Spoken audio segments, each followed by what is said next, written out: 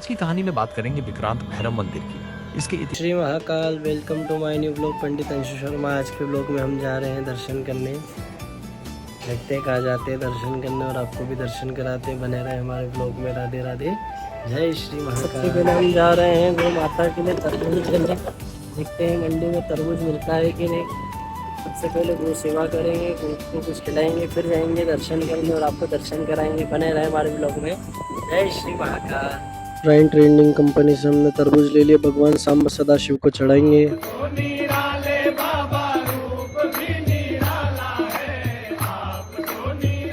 हम जाएंगे हमारे शिवधाम आश्रम पे। गौ माता को अपने हाथ से काट काट के खिलाएंगे तरबूज। गौ माता की सेवा करिए आप भी मानसिक रूप से। जय श्री महाकाल। राधे राधे।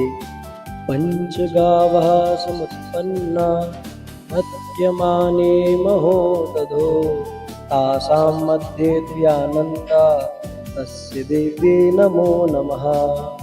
सर्वकाम दुदे देवी सर्वतीर्थाभिषेशिति पावनी सुरभे श्रेष्ठे देवी तुभ्यं नमो नमः। ये गौ सेवा मतलब सर्वेश्वर भगवान की सेवा है। स्वयं भगवान गौ रूप में भी है।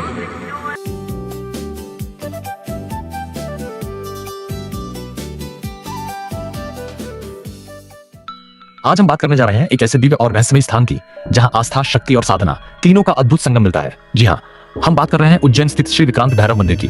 ये मंदिर भगवान शिव के उग्र रूप यानी भैरव स्वरूप को समर्पित है और खास बात यह है कि इसे अष्ट भैरव रूपों में से एक अत्यंत शक्तिशाली और सिद्ध स्थान माना जाता है। उज्जैन की पावन धरती वैसे ही आध्यात्मिक ऊर्जा से भरी मानी जाती है और जब उसमें भैरव बाबा की उपस्थिति जुड़ जाती है तो इस स्थान की महिमा और भी बढ़ जाती है। यहाँ आने वाले भक्त केवल दर्शन के लिए नहीं आते बल्कि मन की गहराई से अपनी परेशानियां, भय और नकारात्मक ऊर्जा को छोड़ने के लिए आते हैं। मान्यता है कि इस मंदिर में तंत्र मंत्र की साधनाओं के लिए विशेष शक्ति है। जो बुरी नजर, डर, मानसिक अशांति या काले जादू जैसी नकारात्मक बाधाओं से मुक्ति चाहते हैं वे यहाँ सच्चे विश्वास के साथ आते हैं और यही इस मंदिर की सबसे बड़ी विशेषता है। ये केवल एक मंदिर नहीं बल्कि एक ऊर्जा केंद्र है। ऐसा स्थान जहाँ श्रद्धा के साथ की गई प्रार्थना, मंत्र जप और भैरव बाबा की कृपा से जीवन में नया आत्मविश्वास जागृत होता है। कई भक्तों का विश्वास है कि यहाँ आकर मन को अद्भुत शांति मिलती है और रुकी हुई राहें भी धीरे धीरे खुलने लगती हैं। लेकिन याद रखिए, भैरव साधना या किसी भी आध्यात्मिक प्रक्रिया में सबसे जरूरी है शुद्ध मन, सच्चा विश्वास और सही भावना। मंदिर की शक्ति उसी समय अनुभव होती है जब श्रद्धा दिखावे से नहीं भीतर से आती है। अगर आप उज्जैन जाएं तो श्री विक्रांत भैरव मंदिर के दर्शन जरूर करें। वहाँ की हवा, वहाँ की ऊर्जा और वहाँ की भक्ति सब कुछ मिलकर एक ऐसा अनुभव देते हैं जिसे शब्दों में पूरी तरह बांधा नहीं जा सकता। तो दोस्तों, क्या आप भी ऐसे रहस्यमयी और शक्तिशाली मंदिरों के बारे में और जानना चाहते हैं? कमेंट में जरूर बताइए।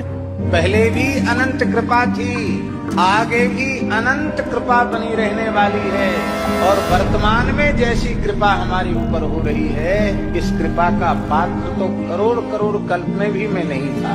करोड़ करोड़ कल्प तक साधन करता तो इस कृपा का पात्र नहीं बन सकता था। कितनी अद्भुत कृपा, कैसी अनुपम कृपा मेरे।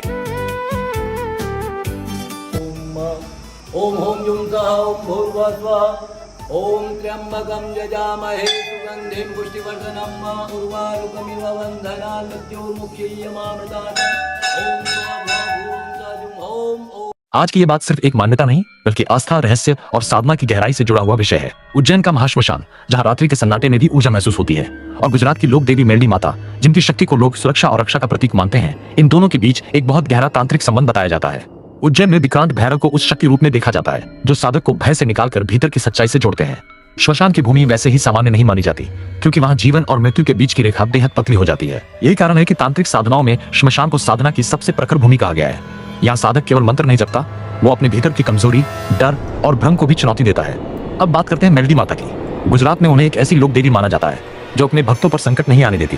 गांवों, खेतों, घरों और सीमाओं की रक्षा करने वाली माता के रूप में उनका स्थान बहुत ऊंचा है। लोग मानते हैं कि जहां मेलडी माता की कृपा होती है वहां नकारात्मक शक्ति टिक नहीं पाती। उनकी साधना में श्रद्धा, नियम और शुद्ध मन सबसे बड़ी कुंजी माने जाते हैं।